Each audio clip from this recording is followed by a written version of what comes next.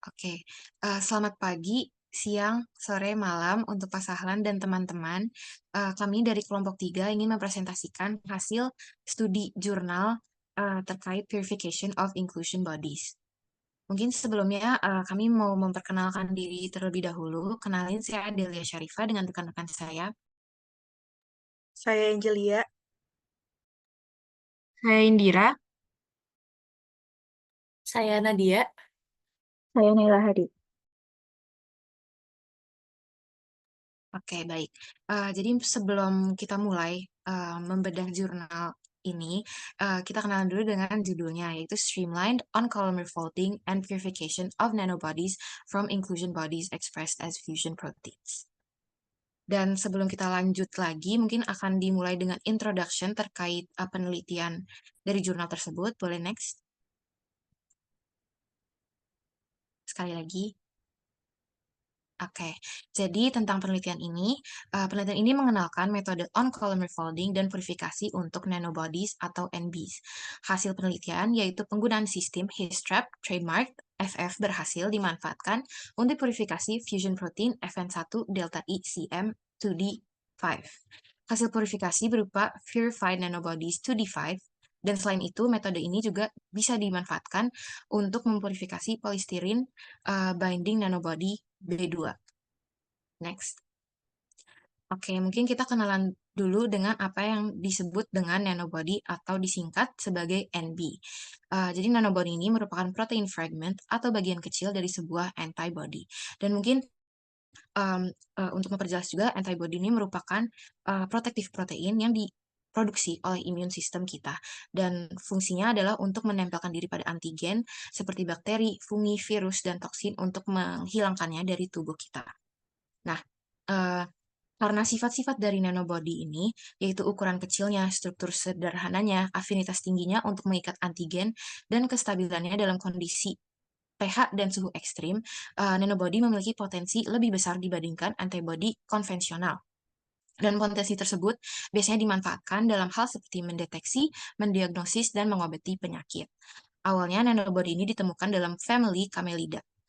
Kemudian gen spesifik antigen dari nanobody paling utama didapatkan dari naive, immune, dan synthetic antibody libraries. Dan selain itu, nanobody biasa diekspresikan pada E. coli, sel tumbuhan, dan ragi. Di sini terdapat skema yang mungkin menunjukkan sebenarnya nanobody itu seperti apa. Bisa di next agar terzoom in. Oke, jadi di sebelah kiri kita bisa lihat sebuah antibody konvensional yang dapat dihasilkan dalam tubuh manusia. Dan antibody konvensional ini terdiri dari light chain dan heavy chain. Sedangkan gambar yang di tengah menunjukkan heavy chain only antibody yang tadi sudah dikatakan ditemukan dalam family Camelida seperti alpaka, unta, atau lamas.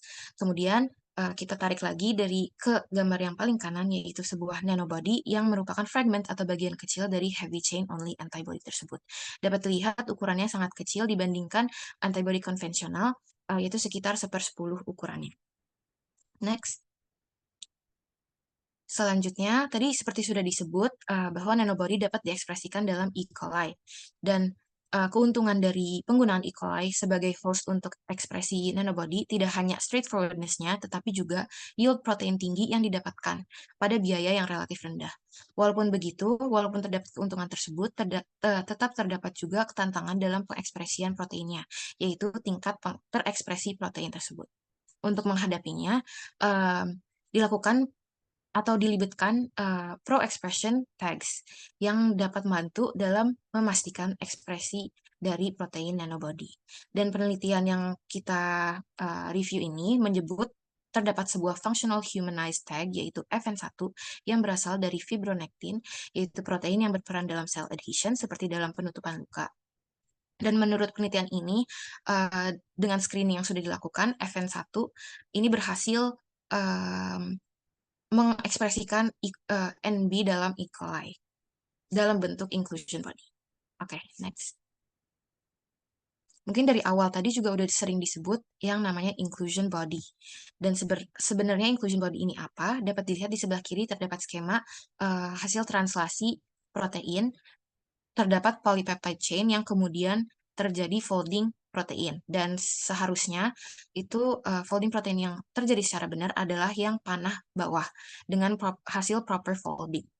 Tetapi dengan inclusion bodies ini sebenarnya apa yang terjadi adalah karena terlibatnya sebuah promoter tag yang mengakibatkan ekspresi protein yang tinggi, quality control dari protein pada bakteri ini terkuras. Jadi nggak bagus dalam meng-quality control protein yang kemudian di folding. Jadi terdapat protein misfolded yang kemudian teragregat dan membentuk inclusion body yang dimaksud. Next. Oke, selain itu terdapat juga komponen dalam penelitian itu yaitu intervening protein atau intein, yaitu suatu elemen protein splicing yang dapat mengkatalisis pemisahan target protein dengan promoter tag karena sifat self-cleavage-nya, yaitu berarti dia tidak membutuhkan protease. Dan intein ini dilibatkan dalam proses pemurnian untuk meningkatkan tingkat kemurnian dari protein target. Next. Mungkin ini disimpulkan sebagai introduction-nya. Komponen-komponen dalam penelitian. Yang pertama target protein, yaitu secara spesifik adalah nanobody 2D5, yaitu nanobody yang menargetkan antigen karsio-embryonik. 2D5 ini diisolasi dari sebuah hewan alpaka. Kemudian host strain yang digunakan adalah E. coli strain BL21. Inteinnya delta ECM dengan promoter tags-nya His6 dan FN1 yang sudah disebut sebelumnya. Kemudian vektor yang digunakan ada PET30A, FN1, delta ECM, 2D5, 6 his tag. Oke. Boleh next? Oke, selanjutnya itu ada metode, bisa di next. Sebelum kita masuk ke tahap metode-metode, kita bakal bahas terlebih dahulu peralatan yang bakal digunakan. Yang pertama itu ada kolom his trap. Jadi tuh kolom ini tuh bakal digunakan untuk pemurnian protein nanobody yang nantinya akan menggunakan afinitas tag his6. Selanjutnya kita akan menggunakan sistem purifikasi protein ClearFast 3000 yang nantinya sistem ini akan otomatis untuk mengontrol pemurnian protein. Selanjutnya ada sistem SDS Page 1260. Nanti ini tuh akan digunakan untuk menganalisis protein yang dipisahkan berdasarkan berat molekulnya setelah proses pemurnian. Nah, sistem ini juga nantinya akan membantu untuk mengidentifikasi keberhasilan dari pemurnian dan refolding nanobody. Selanjutnya bisa di next. Oke, selanjutnya ada beberapa reagen yang akan digunakan. Yang pertama itu ada 30 akrilamida yang nantinya akan digunakan untuk membuat sel SDS page yang nantinya akan dipakai pada dalam elektrofolisis protein. Selanjutnya ada amonium persulfat. Nanti ini tuh merupakan satu bahan yang untuk menginisiasi polimerisasi dalam pembuatan gel akrilamid untuk SDS page. Selanjutnya ada tetrametil methylethylamide. Nanti ini tuh sebagai katalis dalam proses polimerisasi gel akrilamid. Lanjutnya ada buffer, itu tuh untuk menjaga kondisi pH selama proses pemurnian. Selanjutnya ada buffer urea juga, itu untuk melarutkan insulin bodies dan menjaga protein dalam keadaan denaturasi sebelum melakukan proses refolding. Bisa di next. Oke, selanjutnya ada proses fermentasi nanobodies. Yang pertama itu ada plasmid PE30 FN1 delta ICM2D5 per B. Jadi itu nanti vektor ini akan membantu membawa urutan genetik nanobody yang diekspresikan dalam E. coli strain BL21. Selanjutnya ada induksi dengan IPTG. Nanti kultur E. coli ini nanti akan mengandung plasmid yang akan diinduksi menggunakan IPTG pada suhu 30 derajat Celcius selama 10-12 jam untuk menghasilkan nanobody dalam bentuk insulin bodies. Selanjutnya kita akan mengumpulkan dan melisis sel. Jadi nanti sel-sel bakteri akan dipanen dan dilisiskan menggunakan ultrasonifikasi untuk menghancurkan dinding sel dan melepaskan inclusion bodies. Selanjutnya kita akan melarutkan insulin bodies dengan buffer urea 8 molar. Nah, itu untuk kenapa kita perlu dilarutkan untuk memastikan protein nanobodies ini tetap larut. Ini ada skema dari plasmidnya, bisa dilanjut.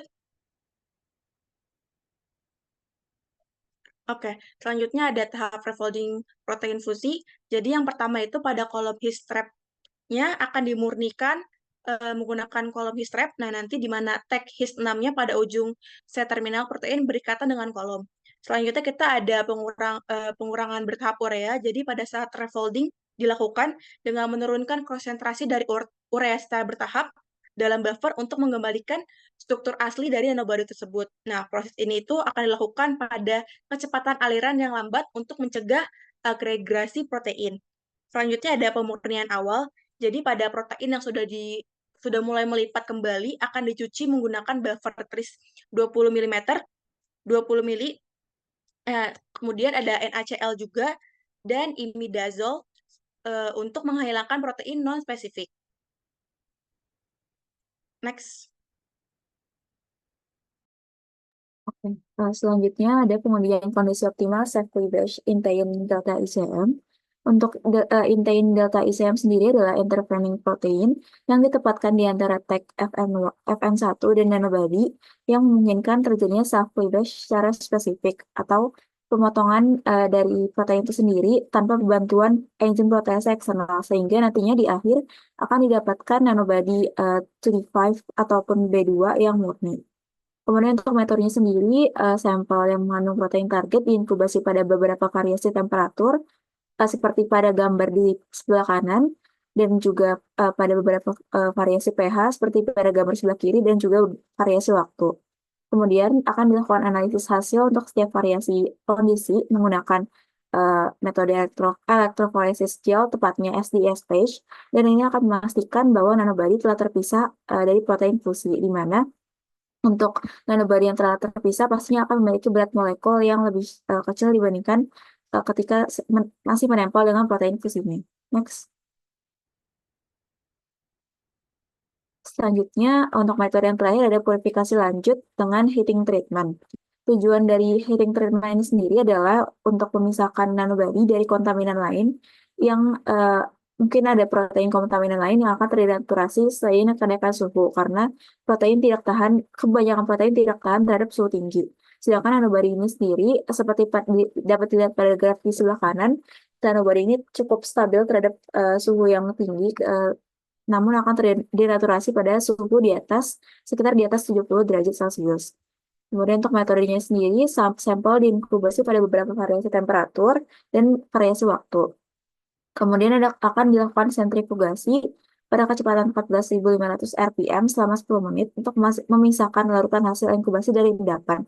Sehingga dapat disimpulkan bahwa untuk hasil dari sentrifugasi ini akan diambil retentatnya, di mana nanobody masih akan terlarut dalam larutan, sedangkan untuk kontaminannya sendiri menjadi endapan atau supernaton. Next. Kemudian akan ada teknik analisis. Next. Untuk teknik analisis sendiri ini ada beberapa perbedaan antara kedua nanobody yang ada di jurnal ini. Yang pertama untuk nanobody B2 terlebih dahulu. Yang pertama dilakukan elektroforesis gel dengan SDS phage yang bertujuan untuk mengetahui apakah purifikasi ini telah memisahkan nanobody B2 dari kontaminan yang ditandai dengan perbedaan berat molekul. Seperti pada gambar sendiri diketahui bahwa B2 yang masih menempel dengan protein fusinya akan memiliki berat molekul yang lebih tinggi, yaitu di sekitar 40-55, dan untuk B2 yang murni akan ada di sekitar 15.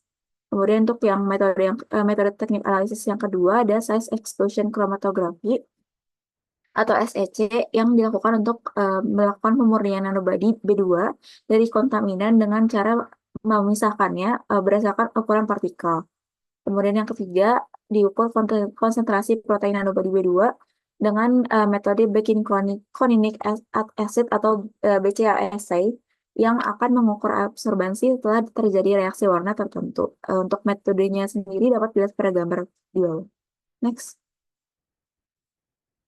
Untuk teknik analisis selanjutnya ada karakterisasi struktur sekunder dengan circular dichroism spectroscopy yang merupakan alat yang digunakan untuk melihat apakah struktur sekunder seperti alpha helix atau beta sheet nanobody itu sendiri telah kembali setelah dilakukannya refolding. Hal ini ditandai dengan absorbansi gelombang pada panjang gelombang UV. Selain itu, metode ini juga berfungsi untuk menguji stabilitas termal nanobody terhadap degradasi. Kemudian yang terakhir ada pengujian afinitas dan fungsionalitas nanobody B2, di mana nanobody B2 akan diinkubasi dengan antibody anti-VHH atau antibody yang merupakan target spesifiknya. Selain itu, juga akan diuji apakah nanobody ini tetap fungsional setelah dipurifikasi dan juga dilakukan refolding. Kedua pengujian ini dilakukan dengan metode yang bernama enzyme ring immunosorbent assay. Untuk hasil dari CD spektroskopi maupun ELISA assay dari B2 ini dapat dilihat pada grafik di bawah. Next. Kemudian untuk nanobody 2D5, untuk kedua metode teknik analisis pertama sama dengan B2, yaitu electrophoresis gel menggunakan SDS phage dan juga size exclusion chromatography. Next. Nah, kan untuk perbedaannya sendiri ada di pengukuran konsentrasi protein, di mana untuk nanobody 2D5 ini menggunakan metode bernama SEC-HPLC, yaitu gabungan dari size exclusion chromatography dan juga high perform liquid chromatography atau HPLC. Dan untuk caranya sendiri akan dibandingkan hasilnya dari nanobody B2 yang 2D5 yang kita dapat dari purifikasi yang kita lakukan sendiri, dengan juga kita menggunakan sampel 2D5 murni yang telah diketahui kuantitas dari proteinnya. Nah, ini bertujuan untuk misalkan refolded nanobody dari nanobody yang masih berbentuk agregat, tetapi tidak dapat terfilter saat dilakukan size exclusion chromatography karena ukuran dari nanobody yang telah refolded dengan yang masih berbentuk agregat itu sama, sehingga dia tetap lolos saat dilakukan SEC. Untuk hasilnya dapat dilihat di bawah. Kemudian yang terakhir ada karakterisasi struktur sekunder, ini sama dengan CD spektroskopi. Next. Dan untuk yang terakhir, ini ada pengujian afinitas dan fungsionalitas nanobody 2D5. Dan ini perbedaannya adalah dari target spesifiknya, di mana untuk 2D5 ini sendiri, target spesifiknya itu carcino embryonic antigen atau CEA yang diimobilisasi ke sensor chip. Kemudian diuji juga apakah nanobody ini tetap fungsional setelah dipurifikasi menjadi refold, sama seperti nanobody sebelumnya, dan dilakukan dengan metode maaf ini belum diperbaiki, tapi untuk metode ini seperti dilihat di bawah dilakukan dengan SPR spektroskopi. Next. Baik, selanjutnya akan membahas bagian hasil penelitian. Jadi kalau mau direkap ulang, pemurnian nanobodies 2D5 dari fusion protein dalam bentuk inclusion bodies terdiri dari 5 tahap. Yang pertama, ekstraksi inclusion bodies dari sel menggunakan sonifikasi.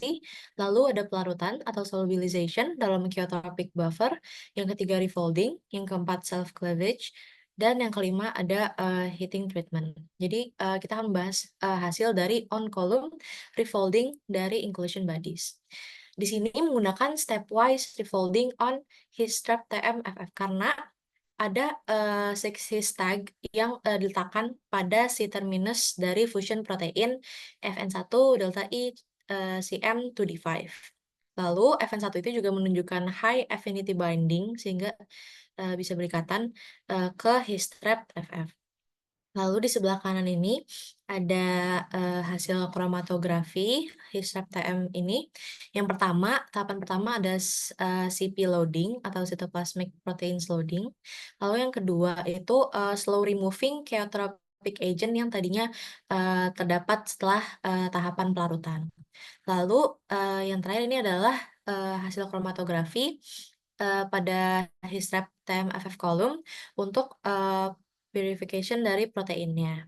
Dan yang bisa kita perhatikan di sini yaitu hasil SDS page di mana dideteksi ini fusion protein, lalu FN1 delta ICM dan juga nanobodies yang sudah terpisah. Nah, ini dapat dilihat pada FT atau flow through dan pada WS yaitu wash sample with low concentration imidazole tidak terdapat banyak zat pengotor yang terdeteksi di sini. Berarti masih ada zat pengotor yang harus dimurnikan setelah melalui tahapan ini, tidak bisa dimurnikan langsung pada tahapan on column refolding. Dan juga bisa kita lihat pada ES elution sample dan juga WSI wash sample with high concentration imidazole kita dapat mendeteksi fusion protein dan juga nanobodies-nya. Dari sini sampel ini akan kita gunakan untuk tahapan selanjutnya. Yang selanjutnya kita akan mencari pengaruh pH dan suhu terhadap efisiensi dari intein delta ECM self cleavage. Nah, jadi yang pertama kita akan melihat terkait pengaruh pH terlebih dahulu. Untuk mengetahuinya, kita menggunakan larutan pH dengan variasi dari 2 sampai 10 pH dengan menggunakan HCl dan juga NaOH. Lalu setelah kita perhatikan SDS page-nya, jadi hampir seluruh fusion protein FN1 delta ICM serta nanobodies 2D5 itu seluruhnya berada pada supernatant dari pH 2 sampai pH 10 ini. Dan kalau bisa kita perhatikan sebenarnya tidak ada perbedaan yang signifikan pada salah satu pH, sehingga kita bisa mengambil kesimpulan bahwa pH itu tidak memengaruhi self cleavage intein delta ICM secara signifikan. Lalu bagaimana dengan pengaruh suhu atau temperatur? Berikut juga kita teliti lagi hasil SDS page pada 3 perlakuan yang berbeda, yaitu yang pertama pada suhu 37 derajat Celcius, yang kedua pada suhu 42 derajat Celcius, dan yang terakhir pada suhu 50 derajat Celcius. Pada suhu 42 derajat Celcius, efisiensi meningkat dalam 4 jam. Ini mungkin bisa kita perhatikan garis yang ini, yaitu yang mewakili fusion protein, dia mulai menghilang atau mulai tidak terdeteksi itu pada 4 jam dan konstan setelahnya. Kalau kita bandingkan pada 37 derajat Celcius, dia itu mulai menghilang itu pada sekitar 8 jam. Lalu kalau untuk di 50 derajat Celcius malah masih lebih banyak yang terdeteksi. Kenapa kita bilang efisiensi meningkat dalam 4 jam pada perlakuan 42 derajat Celcius? Karena hal ini ditandai dengan pita yang lebih jelas dan juga lebih banyak produk hasil pembelahan yang terpisah dari agregat. Jadi kesimpulannya suhu optimal untuk intein delta ICM self cleavage yaitu pada T sama dengan 42 derajat Celcius, yang mana dia keefektifannya terjadi selama 4 jam pertama. Lalu yang berikutnya untuk pemurnian lebih lanjut 2D5 yang terlepas dari fusion protein, yaitu dengan heat treatment. Karena nanobodies memiliki ketahanan terhadap suhu tinggi, seperti yang sudah teman saya nyatakan sebelumnya, sampel ini diinkubasi lebih lanjut untuk mendapatkan nanobodies dengan kemurnian tertinggi. Pada perlakuannya terdiri dari 3 jenis, yaitu 60 derajat Celcius, 70, dan juga 80 derajat Celcius. Ini bisa kita perhatikan, yang kita cari itu adalah keberadaan nanobodies 2D5 di supernatant dan hilangnya fusion protein ataupun protein yang lainnya dari supernatant. Bisa kita simpulkan, kondisi optimal inkubasi sampel itu pada suhu 80 derajat Celcius selama 1 jam. Di mana kalau pada 60 dan 70 derajat Celcius masih terdapat beberapa FN1 delta ICM yang terdeteksi pada supernatant. Sedangkan pada suhu 80 derajat Celcius ini sudah lengkap, sudah jelas bahwa FN1 delta ICM ini sudah terpresipitasi, dia sudah terdenaturasi. Sedangkan pada supernatant hanya terdapat nanobodies 2D5.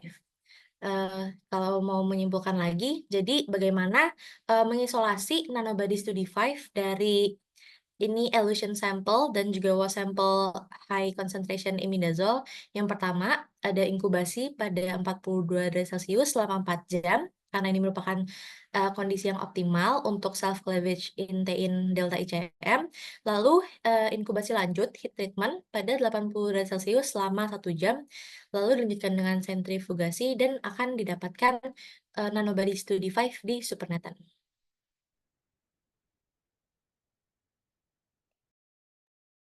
Baik, selanjutnya setelah tadi dijelaskan oleh Nadia tentang hasil dari pengisolasian 2D5, sini saya akan membandingkan antara dua metode, yaitu on-column refolding dan juga stepwise dialysis.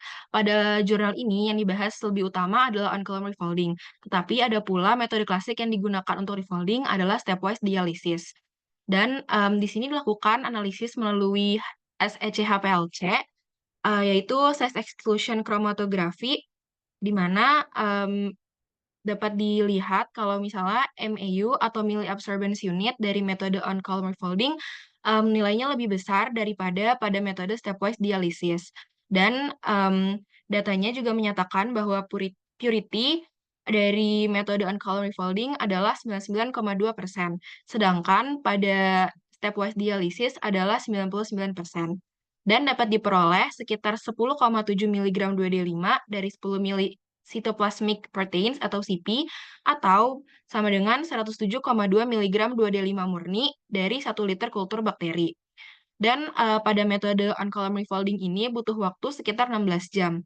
Sedangkan untuk metode stepwise dialysis, hasil totalnya adalah 156 mg 2D5 murni dari 1 liter kultur bakteri, namun membutuhkan waktu 60 jam, di mana itu jauh lebih besar daripada metode on-column refolding.